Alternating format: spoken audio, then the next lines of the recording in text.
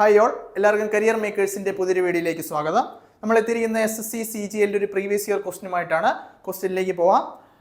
About 70% of a human body's energy requirements should be met by dash. Question ഇതാണ്. ഓപ്ഷൻസിലേക്ക് പോവാം.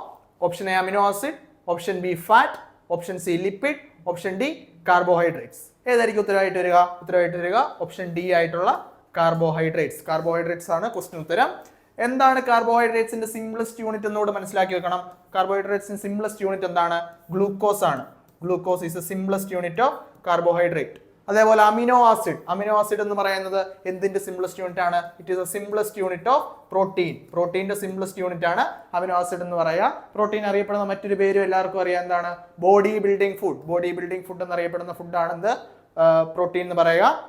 ഫാറ്റിന്റെ simplest component എന്ന് പറയുന്നത് എന്തായിരിക്കും? ഫാറ്റി ആസിഡ് ആണ്. ഫാറ്റി ആസിഡ് ആണ് ഫാറ്റിന്റെ സിംപ്ലസ്റ്റ് കോമ്പോണന്റ് എന്ന് പറയാ. ലിപ്പിഡിന്റെയും സിംപ്ലസ്റ്റ് കോമ്പോണന്റ് എന്ന് പറയുന്നത് എന്താണ്? ഫാറ്റി ആസിഡ് തന്നെയാണ്. ഫാറ്റി ആസിഡിന്റെ തന്നെ മറ്റൊരു ഡെറിവേറ്റീവ് ആണ് എന്തെന്ന് പറയാ? ലിപ്പിഡ് എന്ന് പറയാ. Thank you.